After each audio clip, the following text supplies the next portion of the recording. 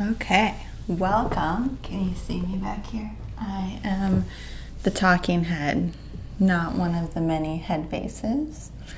I am coming today to tell you all about my favorite thing, Lady Head Vases. Vintage head vases are probably my favorite. It's so hard to say, but I think it might be my favorite vintage item. And I want to tell you all about them today. So, Lady Head Vases, they started in about 1950 to 1960s were like their heyday. So, they were originally created for a florist. So, the florists found a way to market their flowers and just, it's a vase. So, it was an easy way to add on to a sale, sell some flowers, and they were really collectible and cute, and a lot of people wanted to have more of them in their home. So one example of that, she is one, I think she's actually the only one I have currently that has the flowers in her still. And these would have been the original flowers. This is Fleur Ever on it, La Petite French Bouquet. And it says the Petit Bouquet was first created in France several centuries ago and has remained a favorite floral arrangement to this day. It has now been adopted as a favorite arrangement in most countries of the world. Forever flowers are made of durable polyethylene. They will last indefinitely, assuring you many years of enjoyment. So that's what would have been for sale.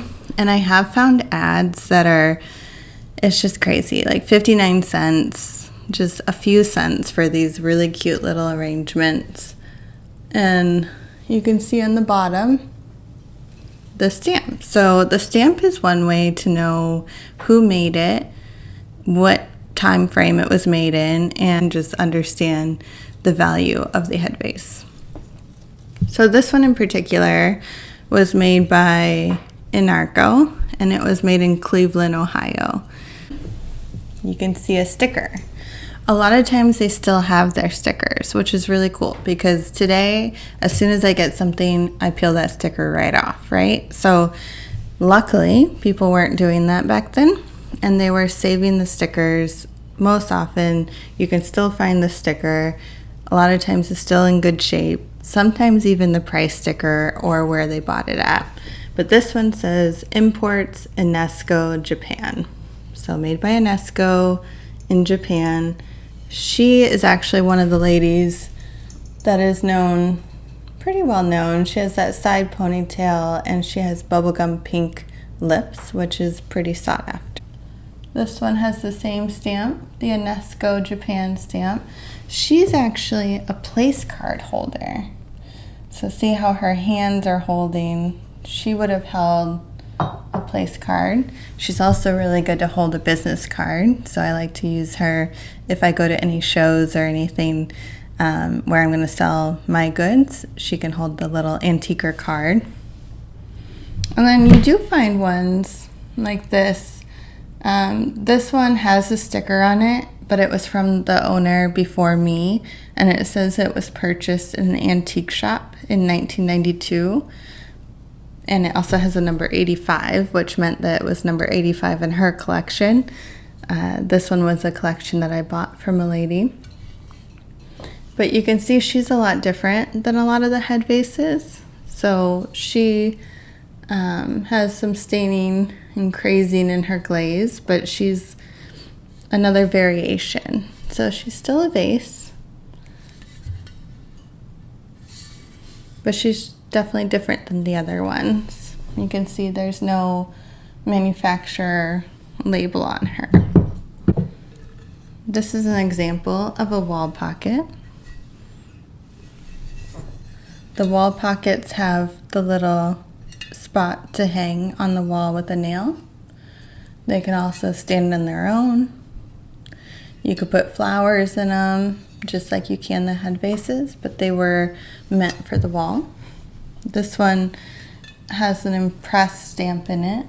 You can see that one by Royal Copley. Now another type of head vase was called a glamour girl. I don't have a lot of great examples in person today of those, but I'll show you a few photos. And I also have one that's similar to the glamour girls. So this one. And they are primarily white porcelain, and they have some color on them, but they come in all different kinds. And a lot of times people will collect one or the other. They'll collect glamour girls only, or they'll collect more of the human looking skin tone version of a head vase. So it's really just personal preference. There's all kinds of glamour girls as well, and there's plenty of different manufacturers that made both. So you'll definitely see both out in the world, but typically glamour girls have a lesser value. This is an example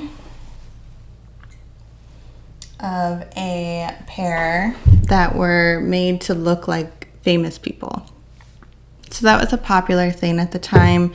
They made a lot of head vases to look like different celebrities, people in the news, people on TV. So there's people like this is supposed to be Lucy and Des. And you can see they look like them. And they're both vases. He has a spot for flowers as well. And they do not have any manufacturer marks on them. Another example of a Lucy head vase is this one, Lucille Ball. She comes in all different colors. So even though it's the same vase, she came in all different colors and styles, but she looks very similar. So there's actually a way to collect just one type of head vase as well. And you can collect all the versions of that head vase. This one you can see was made by Napco. They were made in 1956, and it's National Potteries Co., and it was made in Japan. A lot of them were displayed in bathrooms and kitchens and different places where a lot of people were, and they inevitably took a fall at some point in their life. So they would fall off of the shelf and break, and then either be glued back together or salvaged the best that they could. So a lot of times you will find them with some breakage, like this one. Should have another loop on her bow. You can see it's been broken. But I still think she's so cute, so I would still display her and not worry about her break right here. This one's another good example of a break. If you see right here, she would have had an arm. So she actually had her wrist, I guess, coming up to her face. And that's how she would be sold for her full value. Like this, she's still sought after. She's really a pretty one and has great hair. She was made by Brins, made in Japan. You can see the Brin label there. That is one of the more sought after labels and one of the higher value head vases. So I still love her, and she's one of my personal collection pieces because I keep a lot of them that maybe wouldn't bring it as much value on the market to sell. Something interesting about head vases is that a lot of times collections were made within the manufacturing of them.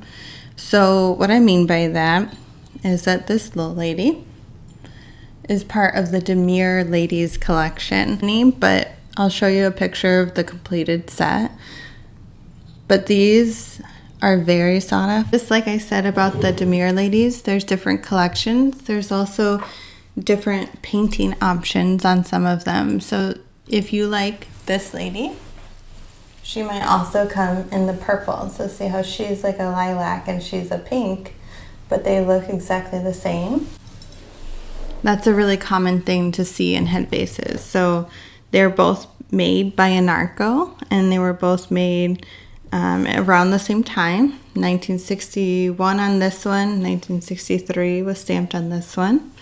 But they come in different colors, and they also come in different heights. So this one in particular, I have probably sold her in this size.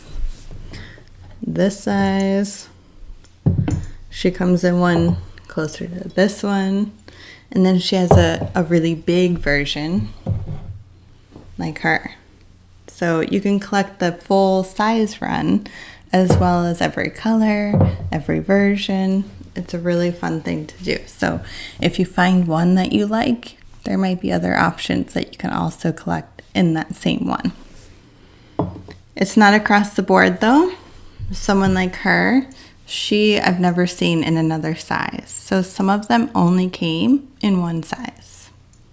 Okay, so let's talk about pricing. There's these books, okay? So there are several different kinds of head vase books, but they are outdated. So this one is Head Vases, Identification and Values by Kathleen Cole. There's also this one, smaller one by Mary Zavada, another one by Kathleen Cole,